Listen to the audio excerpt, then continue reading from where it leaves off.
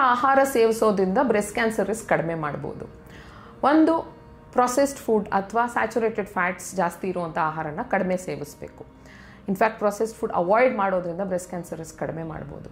ಮತ್ತು ಹೆಚ್ಚಿನ ತರಕಾರಿ, ಹಣ್ಣು ಅಥವಾ ಬೇಳೆ, ಕಾಳುಗಳನ್ನು ಸೇವಿಸೋದ್ರಿಂದ, ಹೈ ಫೈಬರ್ ಇರೋವಂಥ ಆಹಾರನ ಸೇವಿಸೋದ್ರಿಂದ ಬ್ರೆಸ್ಟ್ ಕ್ಯಾನ್ಸರ್ ರಿಸ್ಕ್ ಕಡಿಮೆ ಮಾಡ್ಬೋದು. ಮತ್ತು ಆಹಾರದಿಂದ ನಮ್ಮ ಐಡಿಯಲ್ ಬಾಡಿ ವೇಟ್ ಏನಿದೆ ಅದನ್ನು ಮೇಂಟೈನ್ ಮಾಡೋದ್ರಿಂದನೂ ಬ್ರೆಸ್ಟ್ ಕ್ಯಾನ್ಸರ್ ರಿಸ್ಕ್ನ ಕಡಿಮೆ ಮಾಡ್ಬೋದು.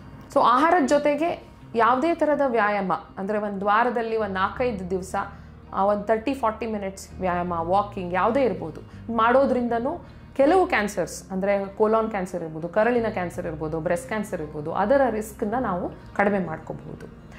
ಮತ್ತು ನಮಗೆ ಯಾವುದೇ ಫುಡ್ ಫ್ಯಾಡ್ಸ್ ಅಂತ ಏನು ಹೇಳ್ತೀವಿ, ಫುಡ್ ಫ್ಯಾಡ್ಸ್ ಅಂದರೆ ಯಾವುದಾದ್ರು ಹೊಸ ಥರ ಡಯಟ್ ಪ್ಯಾಟರ್ನ್ನ ಶುರು ಮಾಡೋದಕ್ಕೆ ಮುಂಚೆ ಮೊದಲು ನಿಮ್ಮ ಡಾಕ್ಟ್ರನ್ನ ಕನ್ಸಲ್ಟ್ ಮಾಡೋದು ಒಳ್ಳೆಯದು.